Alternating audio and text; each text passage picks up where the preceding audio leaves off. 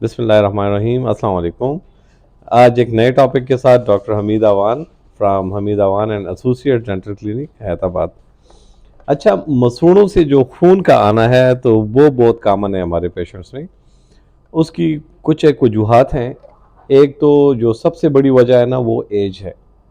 As जब हम अ, हमारे जो बच्चे पहले ट्रांजिट करते हैं मिक्स डेंटिशन, जिसको हम मतलब जो मिल्क के दांत होते हैं उससे ये जाते हैं मिक्स डेंटिशन, जिसमें हमारे मुंह में, बच्चों के मुंह में जो दांत होते हैं वो दूध के दांत भी होते हैं और उसके साथ उसमें परमानेंट टीथ भी आ जाते हैं। ये उम्र होती है तकरीबन 6 साल से लेकर 13 साल की उम्र तक।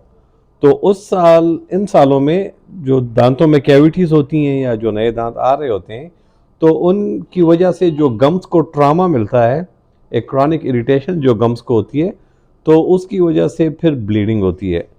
एक ये चीज़, और ब्लीडिंग के साथ साथ जो है ना बच्चों के मुंह से खून आने के साथ साथ एक बैड ब्रेथ भी आती है।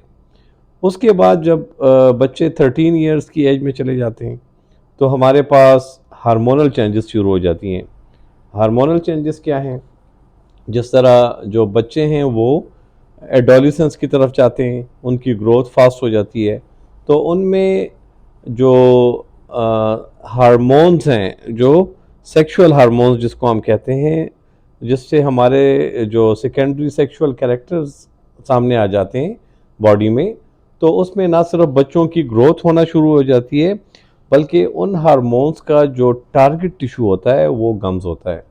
तो इसी तरह जो लड़कियां होती हैं उनमें एस्ट्रोजन और प्रोजेस्टेरॉन, और जो लड़के होते हैं उनमें टेस्टोस्टेरॉन। तो उसकी वजह से जो गम्स में चेंजेस आती हैं, वो गम्स में स्वेलिंग आ जाती है, और उस स्वेलिंग की वजह से अगेन इन्फ्लेमेशन या जो सुर्खी होती है गम्स में वो हो जाती है। मामूली टच के साथ भी जो है तो ब्लीडिंग शुरू हो जाती है। या ऐसे पेशेंट्स जिनका जो गम होता है वो थोड़े से कमज़ोर होते हैं, उसकी भी डिफरेंट रीजंस हैं। मगर सवाल ये है कि जो हमारे पास ब्लीडिंग गम्स हैं उनकी ट्रीटमेंट क्या है। अगर किसी के पास कुछ भी इलाज नहीं है तो वो सिर्फ सादा नमक लेके और उसके साथ कम से कम 8 से 10 मिनट वो ब्रश करें। इंशाल्लाह एक हफ्ते के अंदर अंदर जो भी ब्लीडिंग गम्स होंगे वो ख़त्म हो जाएंगे।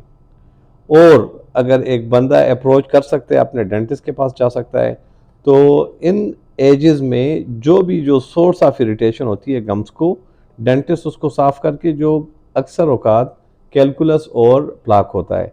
मगर अगर जिन लोगों की एक्सेस नहीं है, वो सिर्फ सादा नमक दिन में एक दफ़ा, एक 10 दिनों के लिए, उससे 5 से 10 मिनट, 15 मिनट तक उससे ब्रश करें सिर्फ नमक लेके, और इंशाल्लाह उसके जो दांत होंगे वो बग़ैर मतलब ब्लीडिंग उसमें मुकम्मल ख़त्म हो जाएगी। ये एक गारंटी के साथ मैं आपको कह रहा हूँ।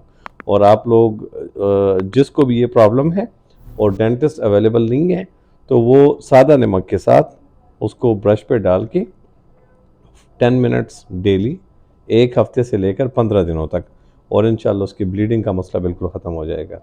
इसी तरह अगर आपके इर्द गिर्द कोई भी डेंटिस्ट है और अगर हम आपके इर्द गिर्द हैं तो आप ज़रूर आएँ, क्योंकि आपके जो दांत हैं वो बहुत ज़रूरी हैं। So keep smiling and keep healthy.